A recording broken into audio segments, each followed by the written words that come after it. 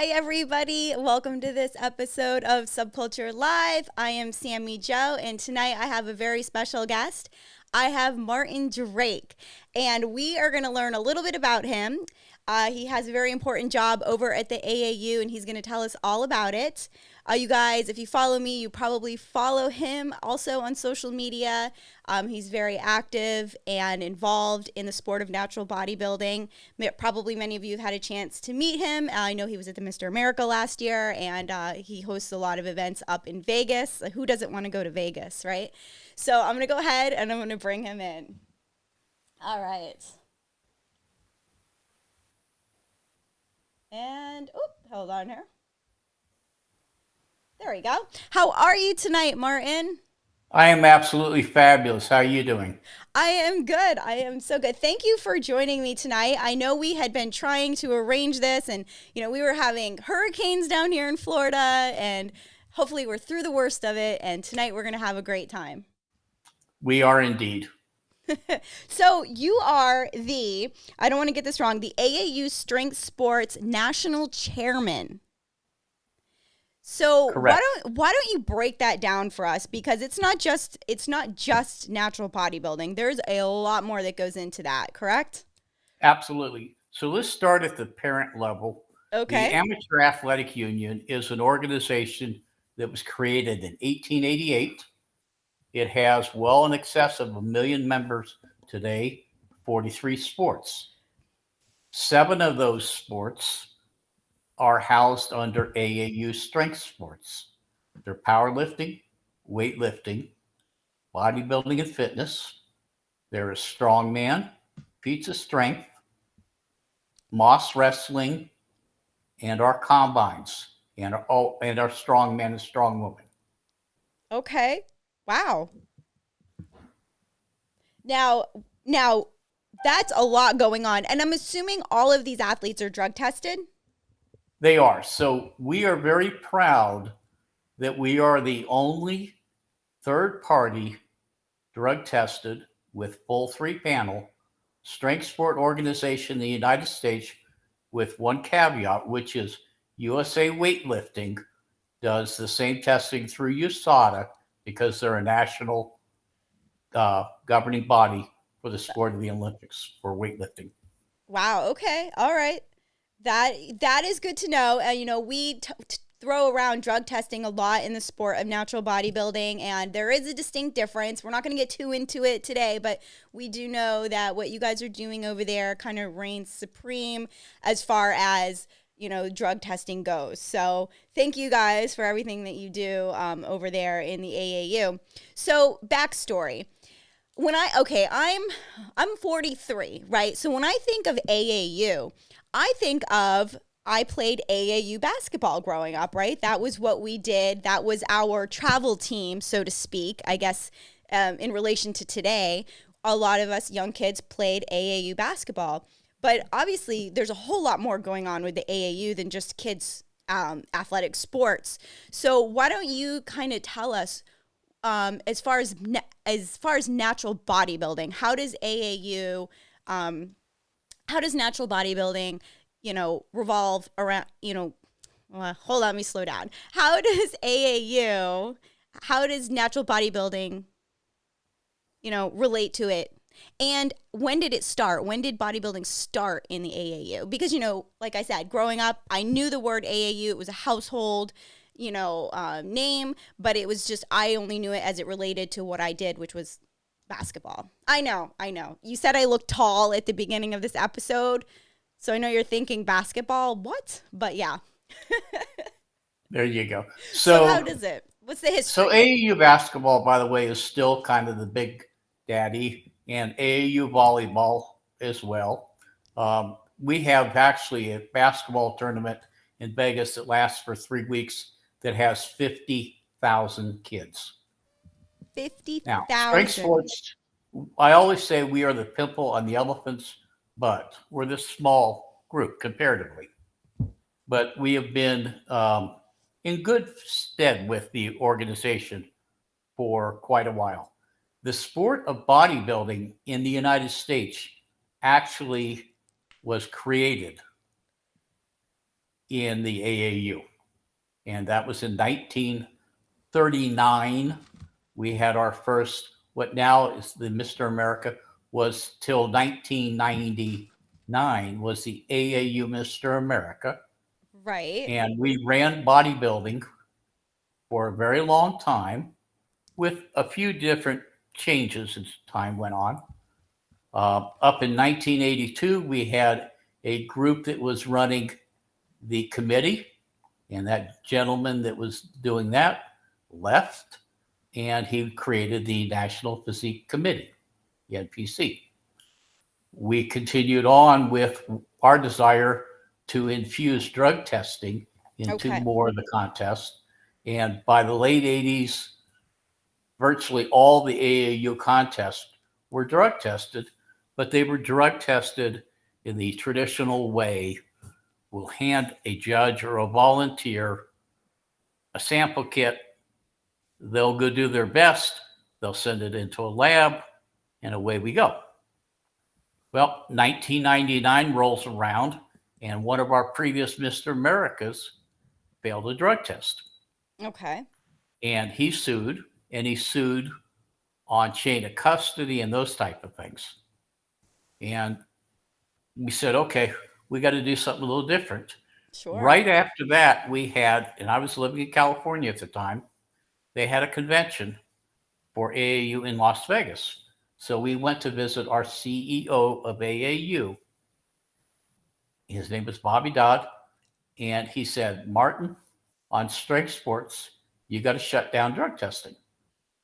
And we said, we can't do that. Really? That's our whole discriminator of us versus the others.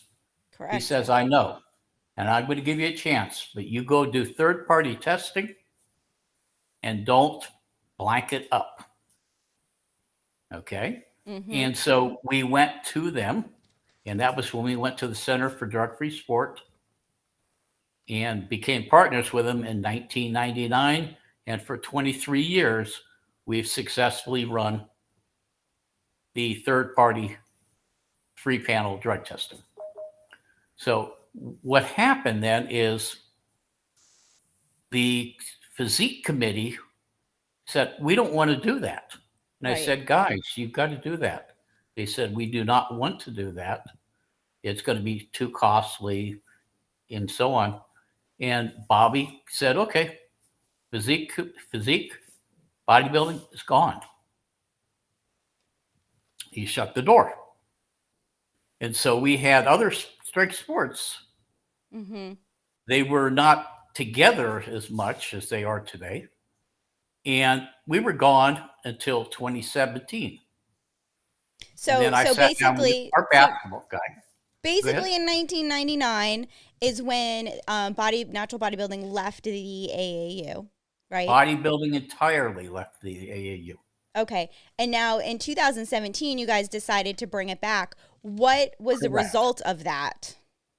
Correct. So I got with our basketball guy, Matt Williams. I figured I needed his horsepower a little bit. Sure. I went to their then CEO and said, I want to bring back bodybuilding. And I ducked to make sure whatever flying objects were coming wouldn't hit me. And his comment was, how fast? That was March of 2017. We ran our first show in Oceanside, California in June of that year and had 43 athletes. Okay. I mean, now for being gone for that long of a time and then kind of having like a rebirth, that's a decent sized show. But let me ask you this. In the time that AAU in the time that natural bodybuilding was gone, what kind of changes in the landscape did you see, and how was that, how does that affect you now, good or bad? Well, the sadly, what I've seen during the time between roughly 2000 and Sure. now, Mm-hmm. and I was still competing for a while during that time before I came back again. I saw the beginning of what I call the upside down triangle. And that is all of a sudden the emphasis was going away from the amateur bodybuilding and heavily towards having pro divisions. And we looked at it in an entirely different way when we came back, and we said, the sport is much smaller today with 54 organizations than it was in 1999 with a handful of organizations. And we said, why is that happening? And our belief was very simple, that we don't have a base. And so if you look at AAU's model and their motto, it said, sports for all forever. And they said, okay, we can't lose sight of that. We certainly have been much more successful in our powerlifting and other programs. We are looked upon as a power there. Right. Why would we change that model in a sport that's fragmented and needing more cohesiveness? So really quick, I'm gonna rewind just for a minute. Keep that thought though. So you said when you came back 2017, you noticed that just the sport of natural bodybuilding in general, even with all of the new organizations and everything that had been happening and changing, new divisions, everything that had been taking place over those, let's say 17 years, you said that you felt like the sport had suffered and was smaller with less numbers. Why do you think that is? Because, well, we're going to circle into a couple of swamps that we don't want to get too deep into. Sure. But I believe the average person Mm-hmm. in a gym that is our potential candidate for competing looks at a couple of issues. Okay. They got started looking at a physique like a Steve Reeves, or looking even at a Arnold, or anybody that had a physique that was muscular in size, but not cartoonish like some of the pros can be today. They said, I want to be like that. I want to be muscular. I haven't seen too many of them that said, I want to be physically depleted so I have striated glutes. Right? And I know how you feel about striated glutes. Right. And so they're saying, I get into the sport if a couple of things. One, the judging was looking for symmetry, proportions, muscularity, and the ability to present your muscle. And then a discriminator, once you're at that point, is conditioning. You want to be conditioned, but you don't need to be overly done. We see a lot of natural pros that are 5'9", 130. It's probably not what the guy in the gym wants to be. Right. So the other thing they're looking at, and they're seeing people passing drug tests that they have doubts about. And so they think, well, there's only a few organizations that we trust that may have good enough drug testing. So why go on an unlevel playing field? My idea is to educate people. Sure. Get a better judging standard that is used so people come in there, look healthy, but fit and muscular, lean enough. And when they go have a tested event, they are feeling comfortable that it is well done. I think those will bring people in. Okay, fair enough. So you're thinking the overall more obtainable look, right? They want to see that more mainstream obtainable look, beyond just like men's physique. Like you want to see something like that kind of across the board, where it's just not solely being judged on conditioning, which you feel has gotten a little out of control, because we've had our own private conversations. And I know that's something that you stress is, it's not just a conditioning show. It's amazing for those athletes that can bring in, and we know the amount of discipline that it takes to get there, but maybe the level of conditioning is taking away from some of those other really important aspects of, bodybuilding, right? Absolutely. Absolutely. So I can understand Because that. the word building is in there. And I think that's paramount. People want to build a more muscular physique that's appropriate to the division and that symmetry, proportion, and so on. Yeah. Okay.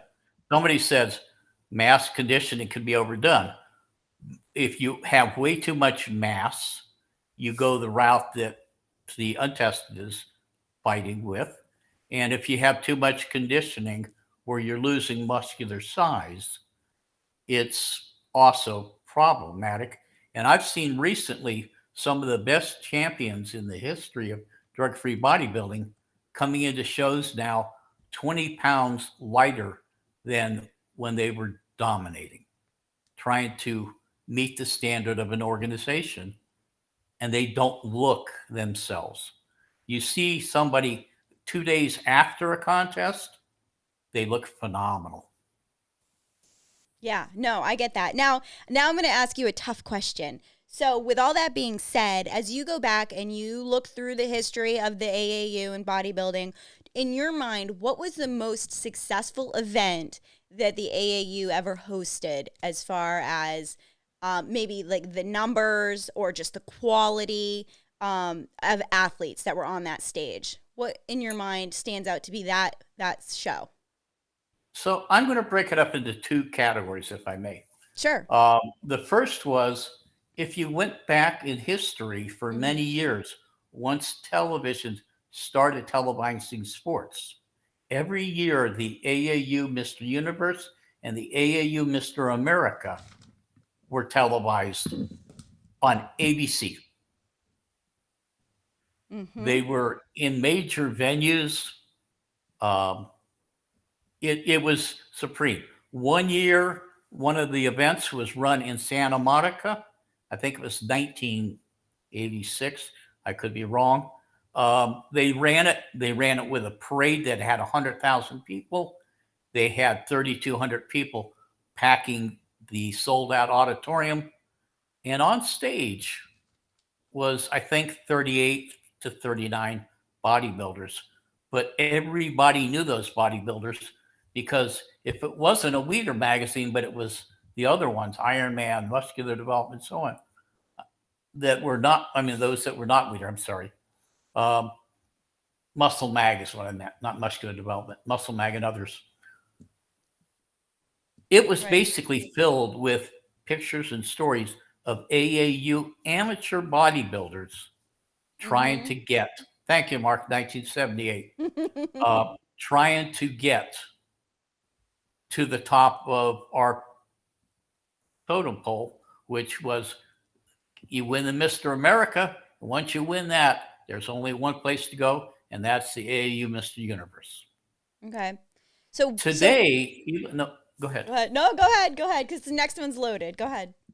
So today, our shows are not large yet, but we have had at most of our AAU Mr. Universe contests some of the most supreme quality you can imagine today. And so we've had, the Les Jennings, the Doug Brignoles, Gennaro Ferraz of the world. Tony Fearson came out of retirement. A lot of Yes. good quality people. We're just not 20 deep Right. in Right. classes Right. yet. So back there, obviously, back in what was it, 1978, like you guys referenced, what was so different then that we're not attracting those numbers today? Well, In Yeah. it was real simple. There was two organizations in the United States in 1978. Mm-hmm. Okay. But AAU was the dominant one. And then there was a smaller organization. Come the early 80s, the NPC comes along. They became the major one to do it. And then a number of years later, some people that were pioneers in drug free bodybuilding itself. Mm-hmm. And I mentioned, for instance, like Jack O'Blenis. Um, they started bringing in contests that were drug tested. We were heading towards that direction. ourselves and then went that way. And then kind of all heck broke loose, Okay. right? And then in my opinion, bodybuilding in the late 80s started to dwindle. And other divisions started to come in, divisions to bring more people in. Mm-hmm. When you've got a physique thing, it was really almost to say, hey, let's get the guys that work out that maybe look like a surfer, though. Right. We had the bikini division that was meant to be for a feminine, athletic young lady to get on stage. Right. The way those have changed, I think, has not helped this sport. But if you look at physique, bikini, and so on, they represent a very large portion of where the sport is today, but Yes. could be significantly larger, in my opinion. Okay. Now, okay, so back to my question. So we were talking about, the differences. So diluted. Do you think there's just so much more now than there was back then? So then obviously you're taking a pool of athletes and you're spreading it over a larger amount of people. And you're also saying that the competitive level has just increased so much that maybe that has scared a lot of athletes away from actually competing, because we know there is no shortage of people out there in the gyms that are focusing on their health and fitness. I would say probably more now than ever, people really are, at least the younger generation, focusing on the health and fitness. So my question to you, and the question that you often ask me, right, is how do organizations like the AAU and your parent organizations appeal? How are you going to appeal to that crowd or to that demographic and get them interested and have them, step on your stage? So we're going to make a right-hand turn with our partners while everybody else is making a left-hand turn. Okay, I like it. And that is, we are going to go out and actively recruit those athletes. We want to see more novice classes. We are starting to work at national level with a number of organizations for disabled people. We are starting to work with indigenous organizations. We are working to let people know that if you step on an AAU stage, sure, here's what you're going to be judged for, and here's what is not going to be the thing that we're going to require. We're going to keep educating. We're going to keep bringing in, building up the amateur base. We don't run professional bodybuilding shows right now with prize money. We won't until there is a base that supports that. A lot of other organizations are going out and getting the top 10 or 15 pros that are in each of the different subdivisions, sure, and getting them to go to this show, to this one, to this one, and this one. And there's a place for those athletes for sure. But Absolutely. what you really want to tap in, you want to help build that platform. Those athletes aren't going to compete forever, and they're definitely not going to be able to do every show as time goes on. So you guys want to set the groundwork to bring new people in, and ultimately start creating new pros, and like maybe flip that triangle that you were talking about where you have more of those amateurs competing. Well, I don't have to say another word. You just said it so succinctly. That is exactly what we want to do. We want to be that base. Okay. Do we eventually want to have a pro rank where somebody can make a reasonable amount of money out of it? Absolutely. But that's not where we need to be. We need to, this sport. Let me give you a little statistics. I'm one of those geek types. I'm a numbers guy. It's okay. I went through a few years ago and said if you took all the powerlifting, which is much larger, right, than us, weightlifting, bodybuilding and fitness, and strongman, added those together, took out duplicate membership cards, we would be, as a single sport, the 276th largest sport in the United States. In other words, any sport you can think of and not even think of is larger than that entire pool. It's a pool of about 100,000. The drug-free bodybuilding in the United States is estimated between 4,000 and 8,000 total. No matter what these people will tell you about their memberships, that's infinitesimally small number of people. Sure. Why are we not an organization of 1 million people? And if you say, well, because we got to diet for 16 weeks, brutalize ourselves, go through hormone changes, have all of these things, and then we can get on stage, people are going to say, not for me. Right. I see people in the gym. I could tell them, go get shaved. We'll tan you up, step on stage tomorrow, and you're going to go, oh my goodness. Now, they may not win against, the very top pros that are out there right now. Right. But they're going to wake them up. There are people in CrossFit gyms, young ladies. There are athletes coming in from all these sports. Sure. That could feed into this, and we're not getting them. I agree. And as my friend Bob Baldwin's always saying, sadly, everybody is trying to fish in the same small pond. Yeah. We want to go find out where the big lakes are.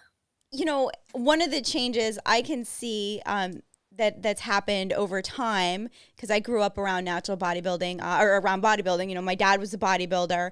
So one of the things is it wasn't so much a business back then. So let's say there was a young man at the gym. He wanted to do a show. He looked up to my dad. Now they're kind of getting information. The veterans in the gym are showing them some posing, and they're getting ready and they do a show. It was like so much more casual. Now I think when people, because of social media, they think of doing a show, they immediately think, okay, I have to hire a coach, right? I have to hire a high-end coach. I'm going to need a $4,000 posing suit, stage suit. And it's so much more of a business now, I think, than it was back then. In my mind, that's one change I can see that could scare people away from the stage. It's not as... Oh, absolutely. So I go back, I started in Olympic weightlifting in 1962, powerlifting 64, bodybuilding 73. All the way up until 2000, maybe. It was, how did you learn? You learned from your buddy in the gym. Yeah. They taught you a little bit. You did that and so on. And so your expense was go out and get some Dioderm, because that's what was used back then. Get some niacin pills to get the blood vessels opened a little bit. Get some baby oil. Buy some $20 posing trunks that were probably 10 back there. You get on stage after paying your entry fee. You're set. Now, today there are some great coaches out there. Yes, there but is. A coach has to produce, whether it's an NFL coach or whether it is a bodybuilding coach. They got to produce. Guy walks in and he weighs 160 pounds. He's 5'9" and says, I want to get on stage. There's two options. You can build him up to be a 190-pound guy, take a little bit of weight off, or you diet him down to 140 and get him on stage now, 6 months, right? So again, back to the business of it, right? Like you said, that coach has to produce. He's making money. So if you produce champions, it's there. Now, if I'm that coach and I'm bringing 10 athletes to a show, I'm going to pick a show where the judging criteria, based on what the panel actually selects, will fit my athletes. It's the smart thing to do. Sure. It's not the best thing for the overall business, but for his business and his clients, it's the right thing to do. Correct. Mark Turriello just said diet coaches are everywhere. There are lots of people that know how to get somebody very lean. The question is, how do you get them appropriately more muscular for their division? That's much more difficult.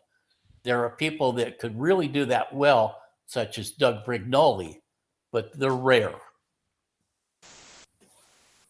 Okay, so you actually that was something that we definitely wanted to touch on this evening was Doug.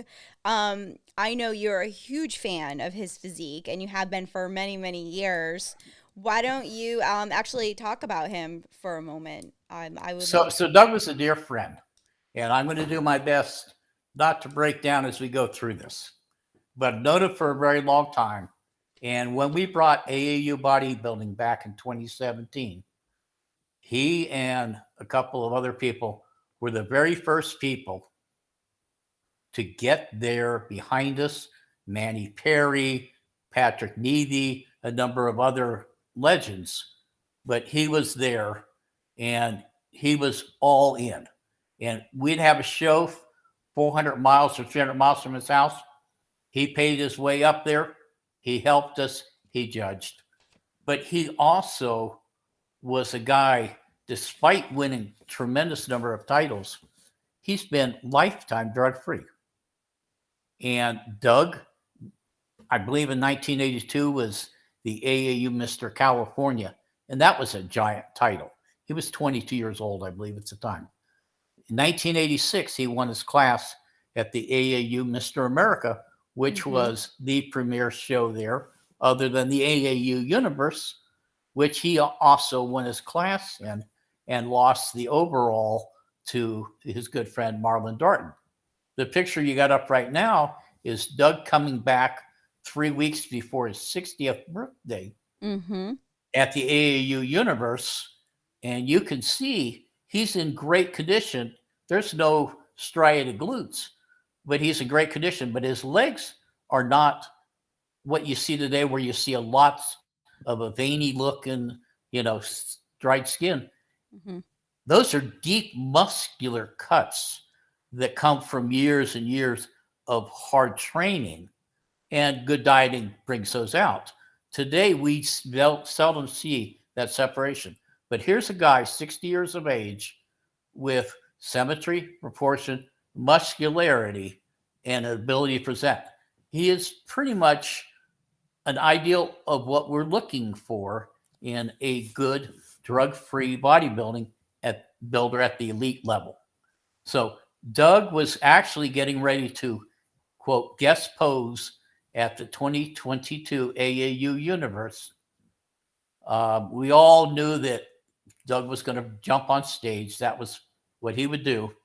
And about a week, just less than a week out, we got the word that he had passed away suddenly, and it tore us all up. The picture up there right now is a picture of some of the people that were honored in 2017 as AAU Bodybuilding Legends. And we have our good friends from the NPF, Bob Baldwin, Jamie Pockman, Monica Lopez, who's one of our top officials, and then myself, Doug, Tom Terwilliger, Patrick Needy, and Gordon Santee. And amongst that group is some of the most elite bodybuilders and athletes in drug-free history. But not a lot of people know them. Now, we're not saying that all of these people, that we have honored at some time may not have used something. We all know what the climate was like in the 70s and so on. However, these are people that are healthy today, have certainly, if they're not lifetime, they have stayed off drugs for a long time. So we lost Doug, and we've tried to figure out how do we honor him in the best way possible. And we've opted to rename our very important April show, which is part of our Strength Sports North American Championships, and that will be the 2023 AAU Doug Brignole North American Championships, and it will be that way in perpetuity. I love that.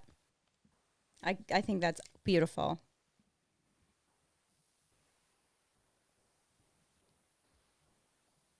So that is April 14th, 16th. Why don't, are you still there? Did I lose you? Yes, I am. Oh, so why don't you tell us a little bit about, so since you guys have been back, how many years have you run this event? Did this start in 2019? This one started in 2018 for Okay. bodybuilding. Okay. For the strength sports, it goes back where we had a large band of them, goes back to 2011. And as an overall North American for powerlifting, goes back to 1996. And there were earlier versions of the AAU North American bodybuilding going back to the 50s. So if I'm an athlete and I'm looking at my show schedule, I'm a bodybuilder, this is a growing show since you guys have come back, and it looks like a fantastic venue and location. So this might be a good one to put on my schedule. Oh, absolutely. So this is in the town of Laughlin, which is 1 hour south of Las Vegas. You saw the beautiful hotel there. Yeah. The 2,500 room hotel. Keep asking me to go to this venue, because one day I'm going to say yes. It's going to fit and it's going to work in my schedule. It's worth it. It's 1 hour south of Vegas. There's 10 large hotel casinos on the river. It's Vegas old style with the Colorado River there. Wow. Our venue is, we have a 600 seat showroom. We got a 12,000 square foot ballroom for the powerlifting, weightlifting, and feats of strength. And then we have an outdoor amphitheater that seats 4,000 that we use for our strongman. And believe it or not, for a hotel that has been listed a number of times as a 5-star hotel casino, our room rates is $30 per night weekdays, $75 per night weekends. That's amazing. I mean, one of the things as athletes we talk about is the expense to travel, but that just kind of makes sense. So I signed contracts 5 to 10 years out. We have an amazing relationship with Caesars Entertainment. And here's what some organizations will do. If the prevailing rate is $189 and they get an $89 rate offered to that organization, they ask the hotel to make it $139. So it's $50 below prevailing. Everybody's happy, but they take off the top $50 from each room night. You sell 800 room nights, that's 40 grand that promoter pockets. But it makes it very difficult for the athlete. So we get our rates at exactly the lowest rate possible because we have an incredible relationship with this company and a couple of others, but especially Caesars. And we pass it on directly to them. And we usually sell our hotel room blocks out 6, 8, 10 weeks out and are scrambling and begging for rooms.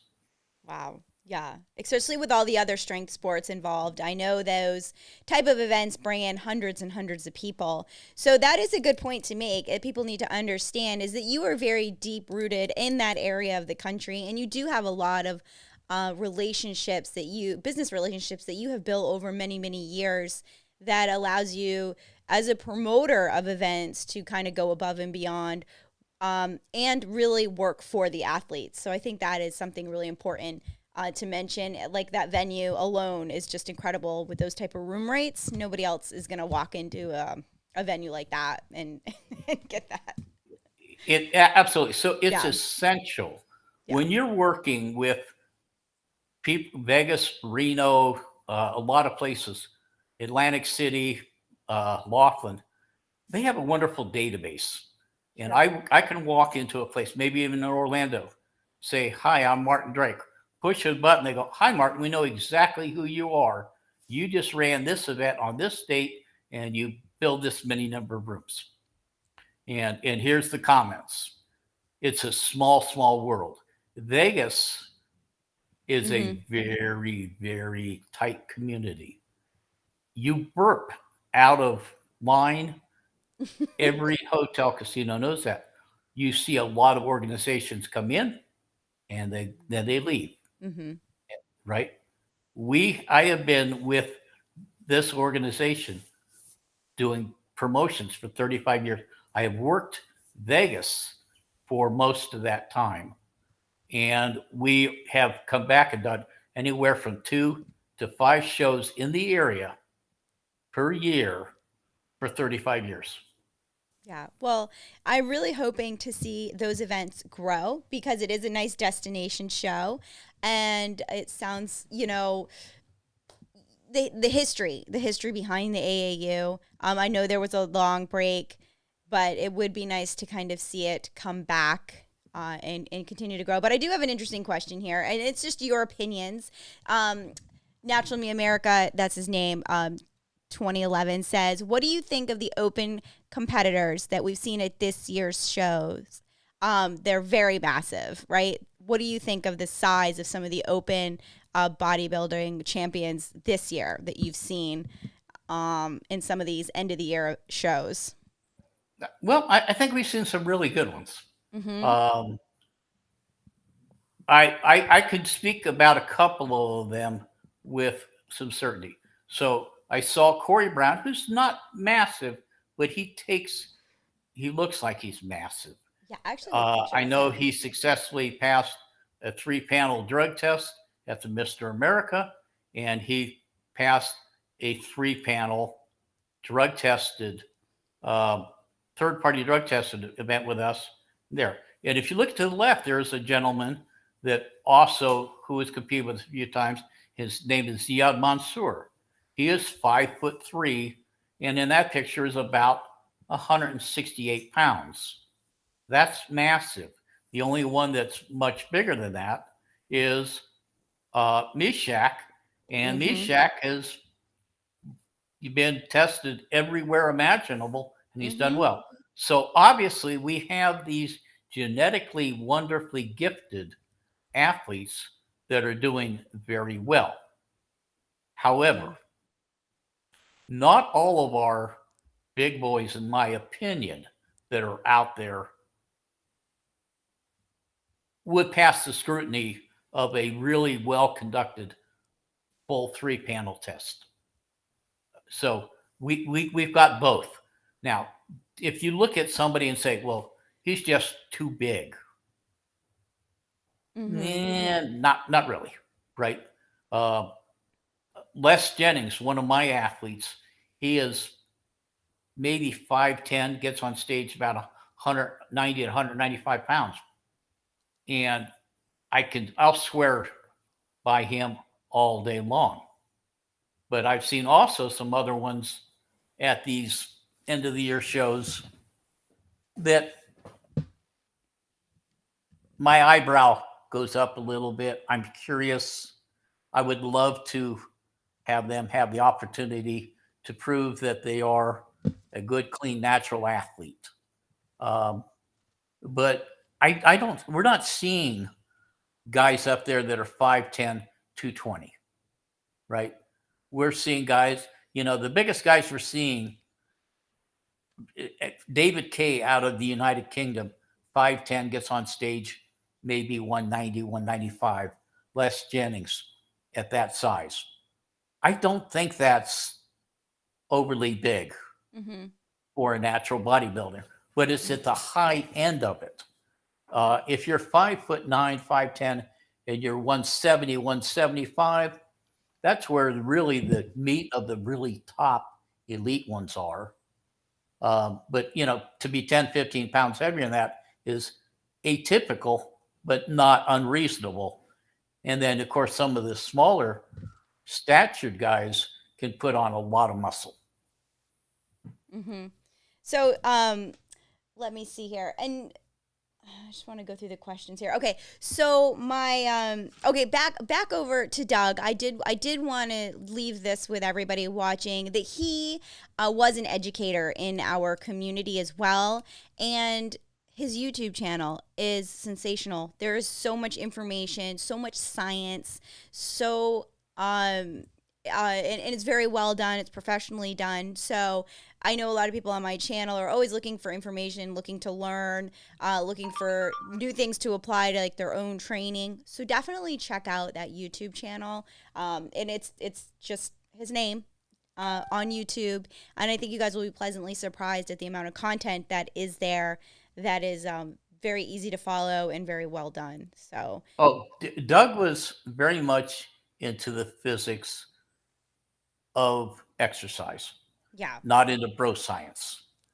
One of the examples, he did an example one time of an athlete that he said, this guy doesn't have a lot of muscle, but look how strong he is. And sadly, that example was me. Oh. So I had to tease him about that because I just won a bodybuilding show a couple days before that. But he's right. Look at all these awards. You have something going on. I mean, look at this. Look at all these awards. I've been blessed. Wait, this is the best one right here. Wall to wall medals and awards and plaques. So yeah, you have to be gifted in the strength, right? You know what? The answer is no. No. You have to be. If you're smart, it will absolutely take you much further than having just a gifted physique. This is true. I was blessed with a good brain. But thank you. Yes. And a passion for health and fitness. It is what, during this time, it is what's kept me alive, along with loving friends. So it is what is keeping me going so strong. Yeah, and congratulations on your recovery and all of the milestones that you've been hitting. Just amazing. And like you said, I would contribute that to just the overall lifestyle. So yeah. Congrats. Thank you. Yeah, of course.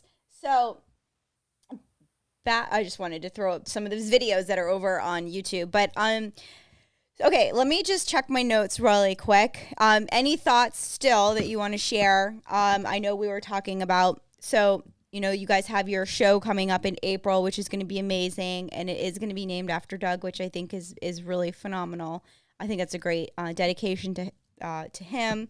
And now, one thing that you stress with the AAU is it's bodybuilding and fitness, right?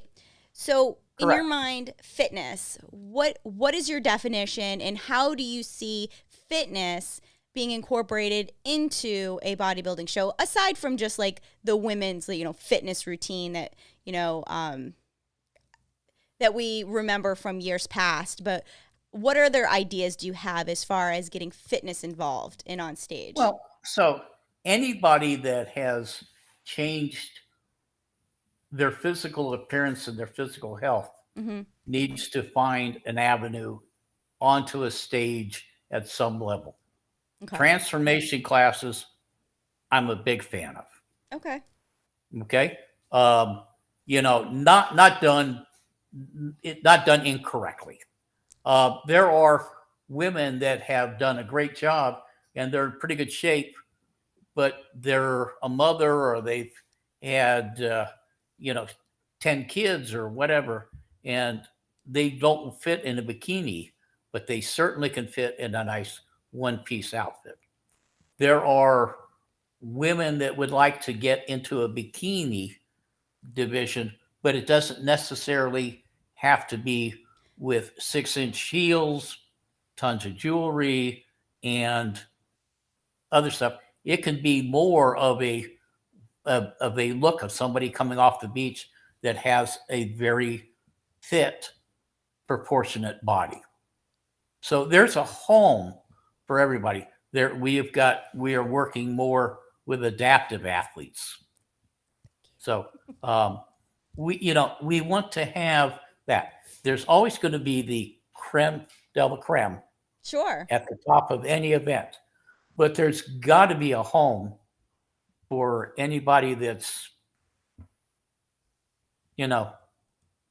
working hard towards their goals, Mm-hmm. want to present it, and want to maybe Mm-hmm. have somebody in the audience go, damn it, I can do the same thing. Sure. You know, Inspire. I can change my life. Yeah. You know, that's what this is about. It's not about us getting up there and winning medals and trophies and accolades. It's Mm-hmm. about, are we changing somebody's life, Mm-hmm. our own, and maybe the people around us? Sure. Now, let me ask you this. Do you ever think there would be a point where we could break the two in half? You know, because when I go to a bodybuilding show, I'm old school. I want to go to a bodybuilding show and, I want to see bodybuilding, right? I do appreciate like you said, the people that are changing their lives for the better. But do you think at some point there would be, if there was enough involvement, like kind of a divide where they might even have like their own events? And then I Oh, know you had, absolutely. because I mean, I know we have talked back and forth and you've mentioned getting children involved, right? Some type of children's fitness, Absolutely. the couples fitness, the transformation and all those different things. Do you think it would ever be popular enough to formulate like its own show where we had enough of those, the ball, I know I think you and Bob like to do like kind of like the ball gown type things, those type of, to me those are a far stretch from bodybuilding. Like I said, I'm kind of Absolutely. old school, so So you are looking where we are looking down the road, down which the says, road. what if we had an event Mm-hmm. that had 500 people Mm-hmm. across 3 or 4 days, then they could see each other. And Mm-hmm. that girl that comes in there that's more of a fashion model Right. looks up there and goes, gee, I'll bet I could get ready for that bikini contest that's being run on a different day. Sure. And you get that cross. I get it in my strength sports. I'll Mm-hmm. have guys say, I'm taking some time off for bodybuilding. I'm going to power lift. I go, good. You go from this room to this room. Done. I've got people that do 5 or 6 of the sports on a Yeah. weekend. But yes, but I'm going to tell you, there's much more potential of growth Mm-hmm. amongst those ancillary classes than there Yes. are amongst the prime classes until we get that group so big Mm-hmm. that a portion of those people migrate into the more hardcore bodybuilding, figure, physique type of classes. So Yes. you are absolutely looking where I am looking down the road, which is build a giant base across a whole bunch. It Mm-hmm. gets to the point where it's, quote, too big, and you've got different audiences, Yes. different tastes, but you've got that showroom for the weekend or 3 days or 4 days. Okay. Absolutely. Yeah. And I do want to bring this up because I think it's another interesting point.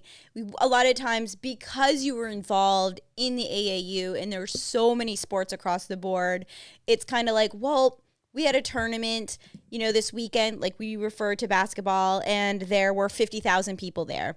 It's like, I don't understand. How can we not draw those, a number even comparable to that with our sport, right? And we always go back and forth. And I say to you, listen, my son's soccer coach can call me tonight and be like, guys, we have a tournament in South Carolina this weekend that we need to be at. And I'm like, oh my gosh, cancel everything. We're going to the soccer tournament. Same thing, right? You can't do that with bodybuilding. Like, there is just such an amount of preparation that us athletes have to put in before we step on stage. And I think that is why there's no parallel between some of the sports that we see attracting huge numbers, and then bodybuilding, right? Like, The answer is yes and no, in my opinion. okay. And for a couple of reasons. Look, there are people that are some of our top pros today Yes. who honestly don't have to diet worth a darn to look like they're looking, and they can go to show to show to show to show. Oh, And wait, not everybody's like an Eric Murphy or a Johnny Dotson. Johnny Dawson, I love. I think he's one of the coolest kids in the world. Yes. That kid is never 2 pounds out of shape. But here's what he doesn't say, and this is where we are hurting ourselves. We get on social media and we tell people about how brutal the diet was, how it affected our families, how it affected our home life, it affected our time with our kids, it affected our hormones, and we need to take a year off because our body's screwed up. You seen a few of those posts? Oh yeah, I've seen them. I see hundreds of those. Oh yes. Okay. We got to change that scenario. Okay. So I think Johnny Dawson is one of those wonderfully gifted athletes, and I'm sure he diets hard. Johnny, I love you. I'm not saying anything negative, but doggone it, I think you could go out and have a hot fudge sundae every night and look amazing like you look, right? He's the perfect example.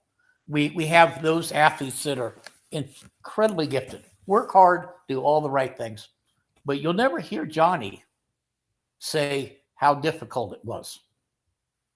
If we keep telling people how incredibly difficult our sport is and all of the things that it demands of us and our families, we lose people that say, it's really not that important to me, right? My family's more important. But we also know of people that are wonderful family people that manage to navigate our sport very well. So we've got to change what we're saying about our sport and make it more opening instead of we are so different than all the rest of you guys because we put ourselves through this, and very few of you can do that, right? Right. Very few of them don't want to do that, but they do want to get more muscular. They do want to look better in a swimsuit. They do want to do all those things. But we are scaring them off with what we're saying. Yeah. Yeah. But at the same time, I being active on social media, I think a lot of people feel like by coming out and saying those things, they're not doing it to scare people away. They're doing it to educate people and maybe letting them know, like what you mentioned earlier, that those extreme measures might not be necessary or are not worth the plastic trophy. So I think it's more of a warning or, like heed my warning type of thing. I think the intentions are positive. From my experience and things that I have read on social media, I don't feel like people are intentionally trying to scare people away. They're trying to educate, if that makes sense. I think your caveat added on to their rhetoric would be perfect. So if they go, I had to go through all this, and this. However, right? Right. And do the howevers. And here's why I'm willing to do this. Here's why my family is willing to do this. Here's why we would like to see more of you do it. Right. But also to say, hey, if the judging was a little bit different, right? Maybe this wouldn't be so doggone difficult. And they would say, the prep wasn't as bad. I got on stage weighing 5 pounds more than I normally do. I look great because you've seen it 1,000 times. Somebody gets on stage, they're not quite perfect. They go out, especially if they have prejudging and evening judging. They go out and they go say, I'm going to go eat something to eat. And they come in, and are they on stage spilling out? No, they're suddenly looking better. Or the next day or two, they're looking better. Right. Why not target for that 2 days after the show condition for the day of the show? It's so scary. It's terrifying for athletes. We all think it, but none of us ever want to do it. You know what? I know. The athletes watching know exactly what I'm talking about. It's when terrifying. I had a decent physique and we get on shows, and I've done only 201 shows. What I would do in my morning before the prejudging? I'd have a large chocolate muffin and an orange juice. And my physique changed from horrible to not too horrible over a very short amount of time. Hold on, wait. I'm going to throw up. This is a picture of you. How old were you in this picture here when you did 68 the or 69. That's amazing. That looked like it must have been such a blast. You know, mixed pairs to me is the one thing I want to see come back. Oh, I just want to stop you really quick because I thought of you this weekend when I was watching the Natural Olympia, and there were like 4 or 5 pairs of mixed pairs on stage, and I was like, you would have loved that. I've done mixed pairs 39 times, I believe is the number, and 19 different partners. Wow. And some of them we made up right there on the spot and won. Okay. You can have a lot of fun. Seeing the Natural Olympia with 4, 5, 6 mixed pairs really makes my heart feel great because it's a beautiful thing you could do. And I've seen some people that do. We had a couple, and it was Michael and his lovely wife, and I can't remember their last name. I'm going to be so bad about that. That were just had the most beautiful dynamic routine you could ever imagine. And this year. What's that? Was it this year? No, it was a couple of years ago in our universe. Okay. Medina is their last name. And they were just unbelievable. And then we had a couple from Lebanon that also made that beautiful artistic look to it, but they were still athletic looking, right? So why shouldn't we have all kind of mixed pairs? And, you know, to me, what if somebody says, well, I can't go up against Meshack and somebody that's a young lady that's really heavily muscled in that. So why don't we do something a little different? You have it. So maybe you got somebody that's in men's physique and women's bikini, and they're judged differently than 2 very muscular people. Mm-hmm. But you have the artistic routine, or you even break up the classes to that. Sure. And now you've got people doing more, and you're bringing some beauty and artistic look to it. Mm-hmm. I absolutely love it. We did something really funny, and you mentioned one of Denny's shows. So we used to go to the shows, and it was all bodybuilding and mixed pairs, male bodybuilding, female bodybuilding, mixed pairs. That's all we had at the time. And we were sitting there, one of my friends, I'm obviously Caucasian. He was an African-American young man. I think he still is. Yep. And we were sitting there, we're masters, and we're listening to the audience. You know, they're being a 300-pound guy's talking about a guy being too fat up on stage. You know, the air in the back room, the tension, could cut it with a knife. And we had some fun. And I told Danny, I said, we got one more mixed pairs. He said, well, who is it? And I said, it's Salt and Pepper.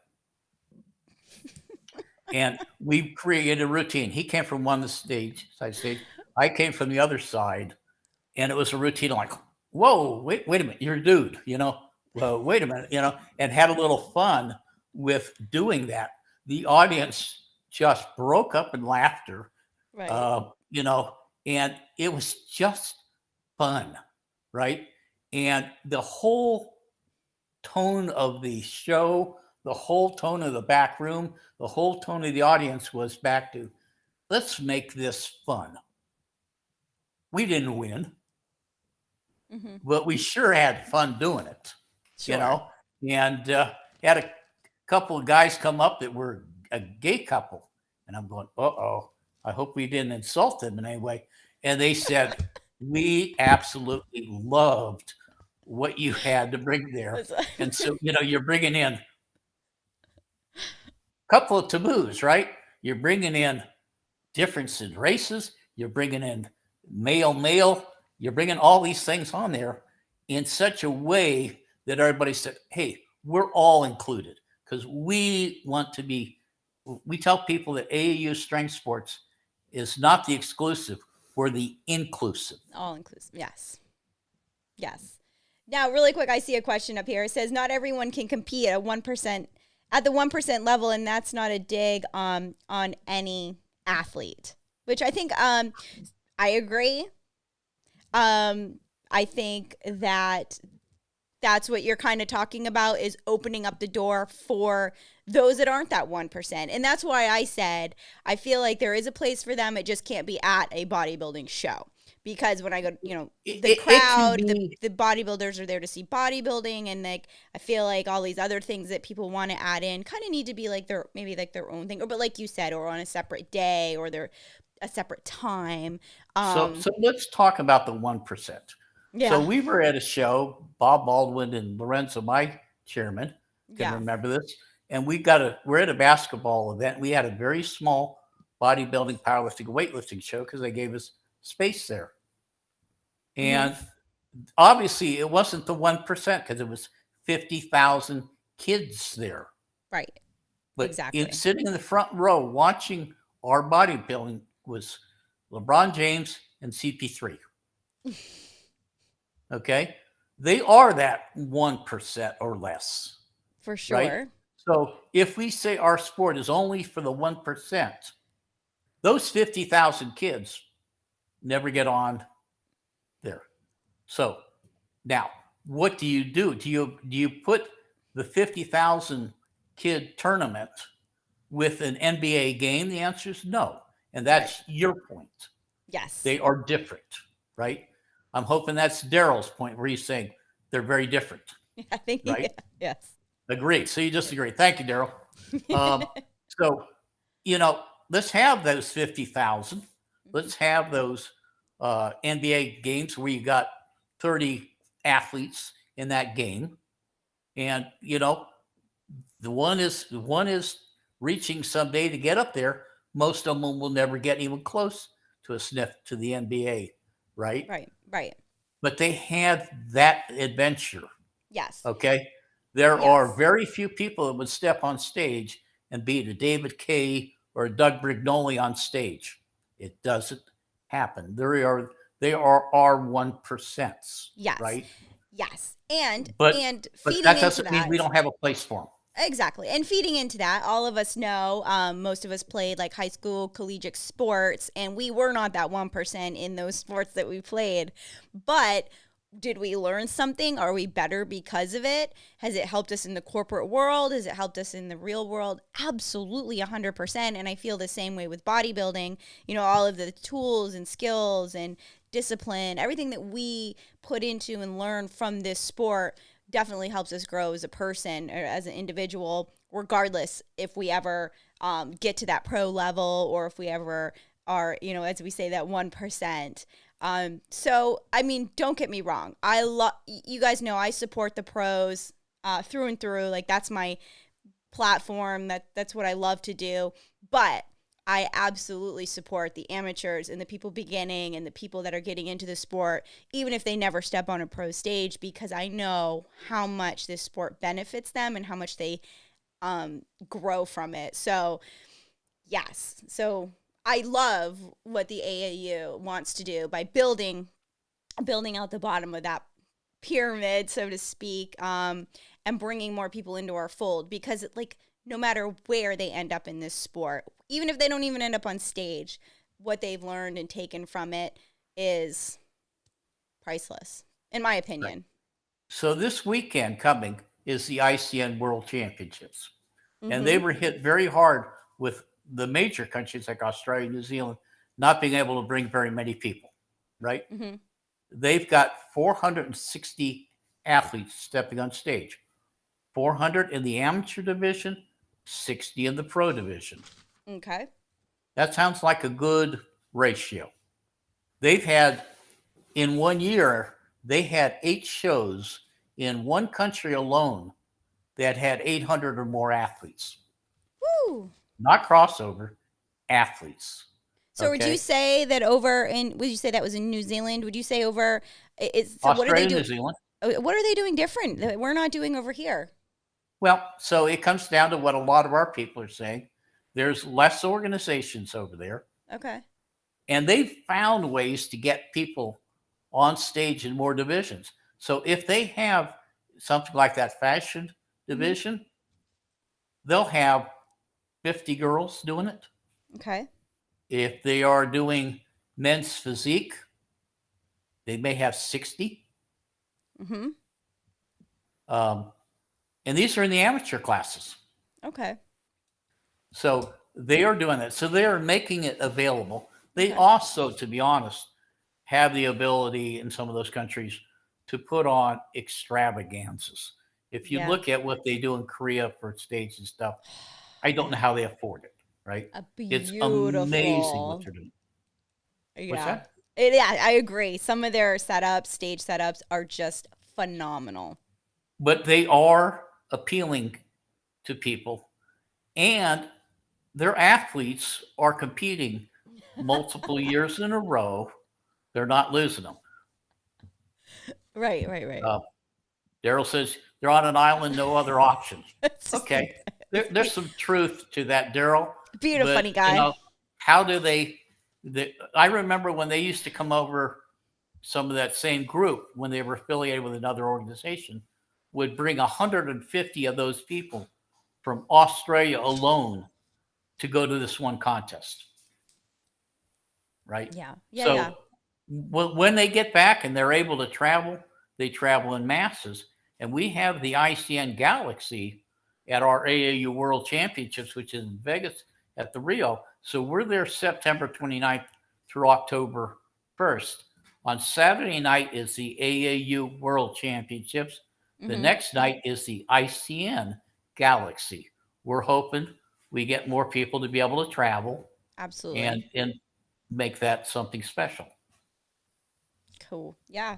I just have to ask this again, because you might know more about this. Over there, some of these huge shows, I mean, is sponsorship different over there for the promoters and for the people putting on these events? Are we missing something over here? Like, do Yes, you know, is there a we are. stark difference? Is it just more mainstream to the point where larger companies are willing to spend more money sponsoring So they work very hard of putting butts in seats. Okay. Okay. We have our elite bodybuilding shows out here now in the United States where the number of competitors on stage exceed the number of people sitting in the stands or sitting in the seats. Correct. Right? Yes. The shows over there, if they have 500 bodybuilders, they got 5,000 people either at an expo or sitting in those seats. Okay. That makes fill sense. Seats. Okay. We don't. We have to fill seats. We have to fill seats. And here's something people don't understand. And it goes back to the debate. You and I are always doing the pro versus amateur talks. And I love it. Okay. Yes.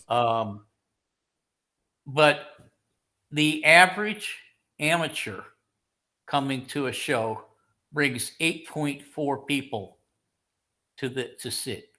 The average pro brings 0.23. Yeah, okay, that's about right. The first time amateur brings almost 18. Yep. Okay, so if you are going to get a sponsor that's going to set up a booth in the room or the thing, and you're going to get 60 pros, and at the 0.2, you're getting 13 people sitting in the stands, you're not feeding your sponsor. Right. If you had all first timers and there's 50 of them up there times 18, right? You've got 900 people there, and now they've got a customer base. Correct. Right. And I think good promoters are always very conscious of that. Like, what can you do to the people that are sponsoring you? Because you want them to come back and you want them to leave and have a good experience and be happy. So I I keep getting this one question from one of our viewers about diuretics and that they're plentiful in our sport. I mean, we are drug free, so illegal diuretics probably no, but there are a lot of natural diuretics that yes, some athletes do take. But I think I'm finding more and more athletes doing less and less of that. I don't know.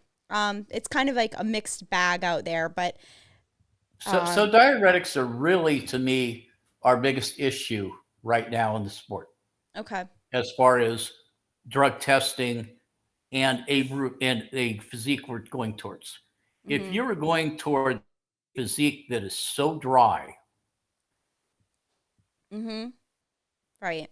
then diuretics are going to get them there, Mm-hmm. whether they are, quote, legal or not legal. A lot Mm-hmm. of people think that some of the diuretics they take because they're herbal or whatever are fine. Okay. But Mm-hmm. here's the problem. Most diuretics, yeah, Mark just said diuretics is the most abused drug in our sport. He's absolutely 100% right on. Okay. Mm-hmm. And it's a simple thing is that most organizations don't run the panels that will pick up diuretics and masking agents, nor they run one for stimulants. So if you're on steroids and you know you're not going to be tested for diuretics and masking agents, you load up on masking agents and diuretics. If you are trying to get to that super lean look, you Mm-hmm. use the diuretics, and you know at most of the organizations that's not being tested for. So now, how do you solve that? You can't test and test and test and test. But the eyeball test, that goes back to the judging standards. Right. If you don't reward somebody just because they're super, super dry looking, right? Or super lean looking, but, you know, go to the other things, symmetry, proportions, muscularity, presentation again, then the diuretic problem goes away because you're not getting rewarded, even if they're not testing. Mm-hmm. And that Mark just said exactly what I said. Judging solves it. You could actually take away drug testing and be more effective than we are today if you go and you do the eyeball test and you have the judges judge per the criteria that's written. Correct. Correct. And Daryl said every legitimate drug testing accounts for diuretics. He is correct, but most organizations do not do legitimate drug testing because they do a simple, basic sports panel, and people are sitting there all the time showing, here is my test that I just took. And you can read up in the corner the number that's up there and know exactly what panel test it was. Right. And Right. 90% of the time when I see those popped up there, maybe 95%, those do not include a diuretic, a masking agent, or stimulant panel. Right, right. Well, then I'm glad somebody brought that up because thank you for clearing that up. But, and they're very dangerous too, not to mention. I just want to throw that out there. Well, I'll share with you one drug-free body organization had a weekend event, and 7 of their athletes ended up in the emergency room. 7? 7. Jeez. That's not Dehydration. good. It's not a good look. That's not a good look. It's not a good look. No. No. I mean, that's human nature, right? Natural bodybuilding, it's something that's supposed to be healthy. It's supposed to be something, like you said, all inclusive. There's all these positive things, but it's human nature to always want to push the extremes, right? In everything. So, you guys, lesson is enjoy the sport for what it is. If that's your goal to be a world champion, then yeah, those extremes probably do need to be met at some point. But that doesn't mean we all need to be pushing those. You know, my focus is always on the pros, so I do focus on more of the extreme side of it. But I do feel like the amateurs, there's a place for them, and like Daryl DeVore does a great job with his show. It's a pro am show, and he does a lot to reward the amateurs, to bring them in, to make them feel special, warm and fuzzy, because there is a place for them in our sport, not just to grow the pro division, but like you said, it's those lifestyle athletes, the ones that are getting so much emotionally and physically from this sport. So yeah, I mean, I always just want to say that because people always tell me, Sam, why do you always focus on the pros? No, I love the amateurs just as much. And I think it's wonderful that you have a forum for them. And most of your focus has been there because that's where your passion is. But I want to thank you for letting us. Yes. So we got a group of people, like they said, that turn right while others turn left. Yeah. And we're not saying turning left is wrong, right? Mm-hmm. We're just saying we're turning right because we have a different agenda. And our agenda is start including more, be inclusive, not exclusive, right? Mm-hmm. Be the inclusive one that gets in there. And if we feed amateurs, they grow over there too, right? Mm-hmm. So, how do we get it where instead of having 4,000 to 8,000 amongst all the organizations that are in bodybuilding, when you take out duplicate cards, how do we make that 400,000? And 400,000, you realize, is a small percent. It's 1 out of 1,000 people. So let me leave you with this. With the state that you see natural bodybuilding in, like today, right now, you have people like Mark Torriello who's watching, doing big things with the Mr. America, bringing some more exposure to our sport. Where do you see natural bodybuilding going? Like, are we in a good place in your mind right now with what is being done, and with some of the things, some of the changes? And I think we are, as a sport overall, in a horrible place. Okay. I think there are people that are trying to find real solutions to that. Okay. And they're doing it different ways. So Mark and I, we talk almost daily, right? Bounce ideas off. Sure. You used to, you remember when Millionaire, Who Wants to Be a Millionaire, you had to dial a friend. Okay. When he wanted to hear all the bad news, he'd call me. Okay. But what he's done to bring back the Mr. America Mm-hmm. has been by doing a tremendous job of marketing and a tremendous job of bringing athletes on stage that are quality athletes. So to me, it is one of the preeminent pro shows. And that's where most of his focus is. And he's gotten those athletes there. Now, he'll tell you that every time we talk, I say, we can make it 1,000 times bigger if we re-added those iconic initials in front of AAU. Because if that was the AAU Mr. America, I truly believe it would be bigger than anything imaginable out there. You don't think the 17-year sabbatical that the AAU took from bodybuilding has somehow maybe lost? Oh, the athletes don't know the history, right? Because they're young. So you're right in that respect. Mm-hmm. But I'll bet you he would put so many butts in the seat that 1,700 seat auditorium he's now got at a Caesars Entertainment property. It is. He'll put those 1,700 butts in the seats. It's my opinion. Okay. He's got other things that he thinks he's doing it for, and I respect it. But what he's done is he's shown that you can market a show, and then you got to deliver with getting the athletes up there, getting them a nice venue, doing all these things. That I think is healthy. There are things that he and I talk about improvements. I think where we are heading is another healthy approach.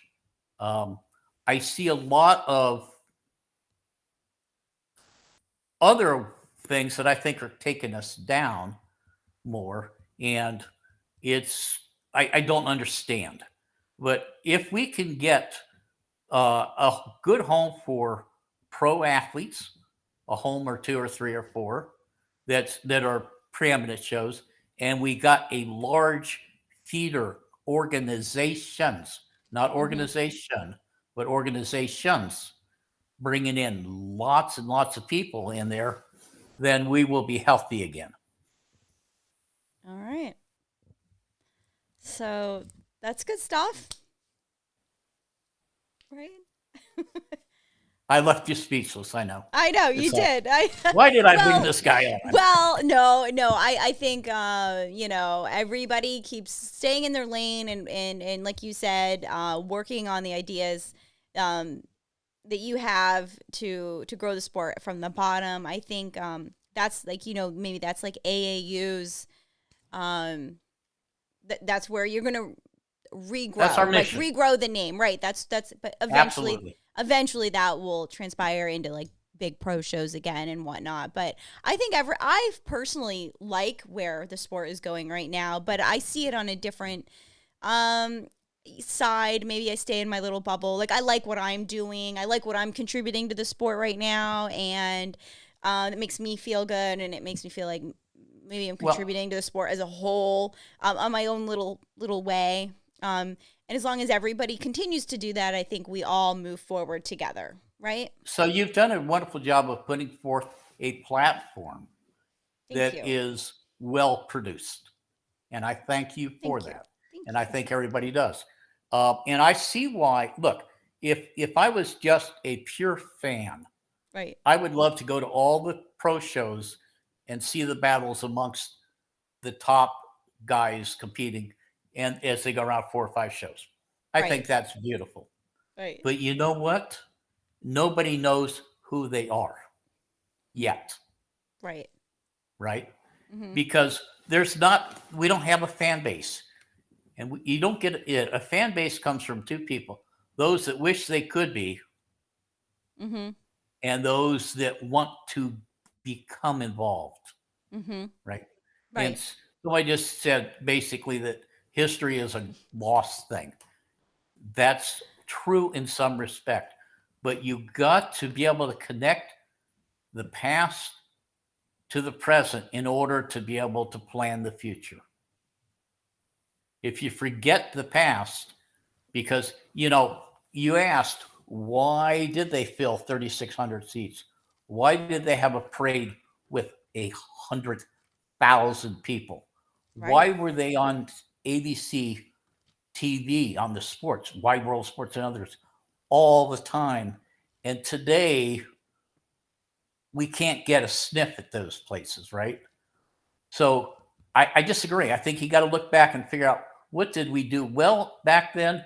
What did we not do so well? Right. To be able to figure out what we want to do for the future that makes this, again, a more popular sport. And everybody will know who a David Kay is, or a Mishak Osheng, or, right. You got to get it. We need those people. Do you know who Sammy Sisk is? No. Sammy Sisk, to me, is one of the top 2 or 3 natural bodybuilders in the history of the world. Okay. And he's competed his whole career for ABA, INBA, PNBA. Okay. And Sammy has won the amateur natural Olympia class more times than I think the class has even been held. Right. He's in his 60s. He's an absolute phenomenal character, but he loves staying in that particular area for some reason. He would dominate the pros too. Okay. But here's a guy that has won everything imaginable, beat everybody all the way along the path, that went on to be bigger names, and nobody knows who he is. I mean, what was that one? Oh, it was society is a now culture with immediate results wanted with minimal work. Absolutely. And we got to get back to where the sport is a long-term uh, thing where we spend years building up a physique. Maybe we did for football or track or whatever we did. And now we take that and go more. Yeah. Social Yeah. media destroyed the wide world of sports. Social media didn't exist then. So Yeah. So this was all good stuff. I thank you for taking the time to come on. I know it has been my blessing. yeah, I think I talk to you often. I'm always learning something. The interworkings, everything that goes along with this sport. A lot of behind the scenes stuff that goes on, but I think all in all, I'm very happy with the way everything is moving along. Um, and I'm excited to see what happens with the AAU and some of the new ideas that you guys bring forward. And I'll always help promote it and pass it along. Yeah, but and I also want to tell you I hope for your continued recovery with everything that you're doing. I think it's amazing, and still doing all of this chairman work. You're like, yeah. You're like, you must Well, be the like National Executive 120% every Board day. made the bad mistake of voting me in for 4 more years. Oh, well, So I told my team, you got to deal with me for 4 more years minimum. I'm hoping to make it 40. In April, I was given a 50% chance of making it 5 more days.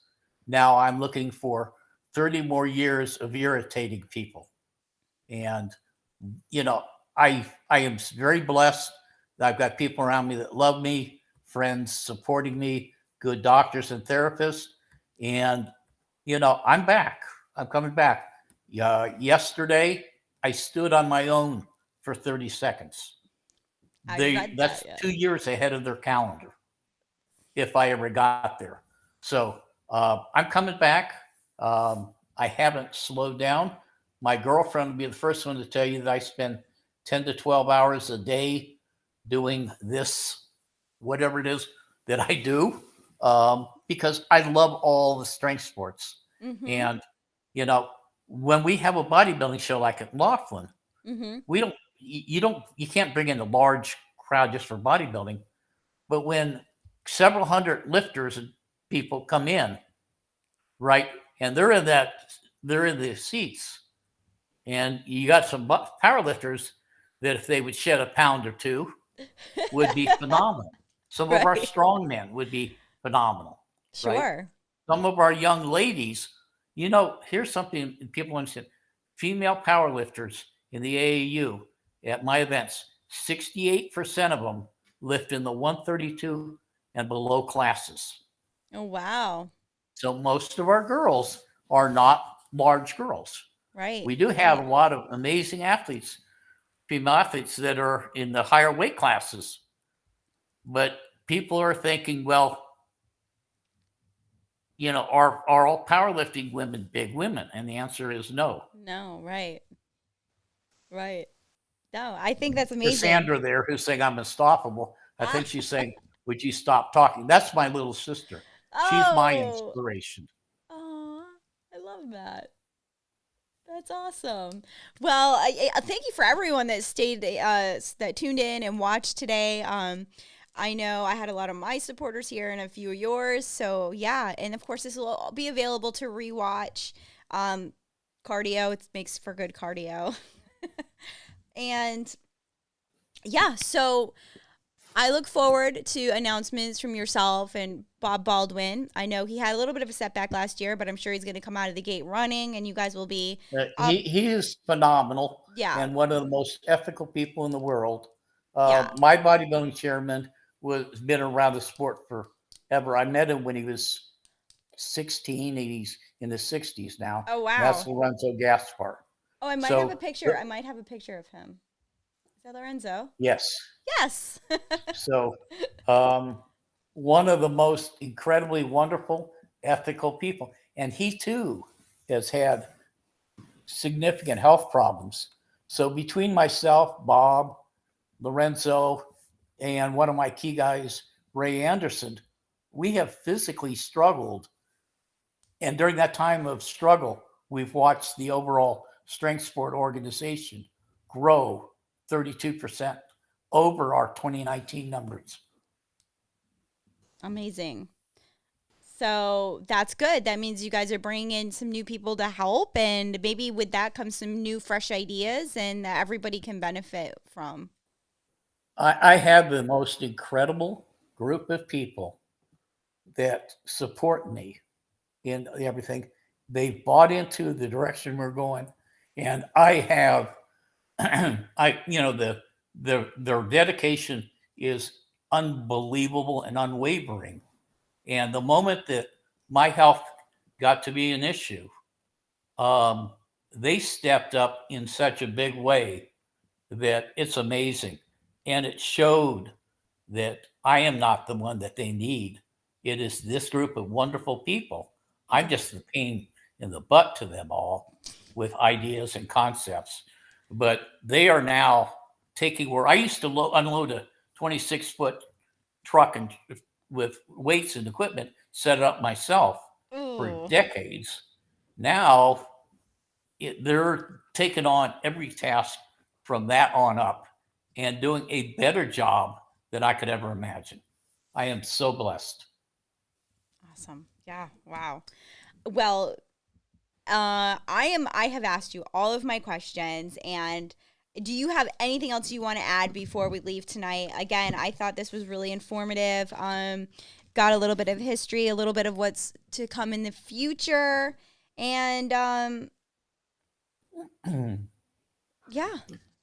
My only closing comment is we would love to see either come out for Laughlin in April or the World Championships in September 29th or October 2nd at the Rio.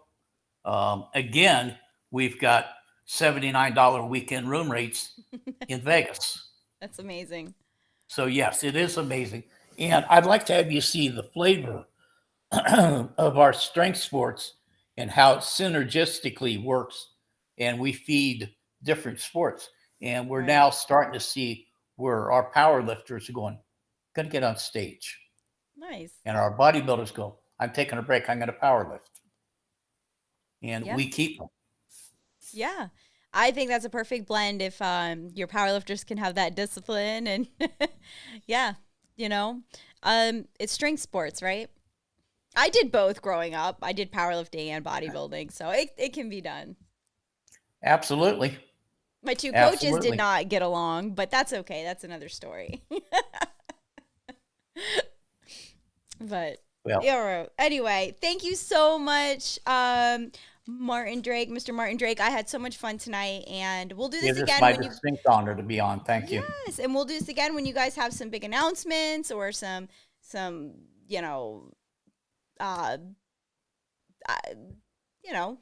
things in the future that you have that I know you're talking about in planning.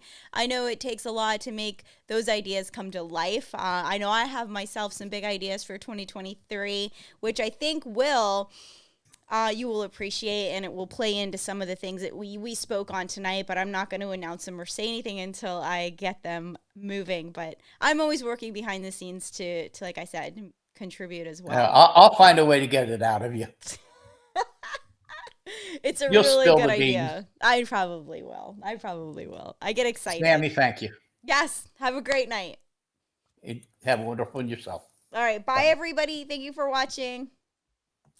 And I'm going to leave you guys with this.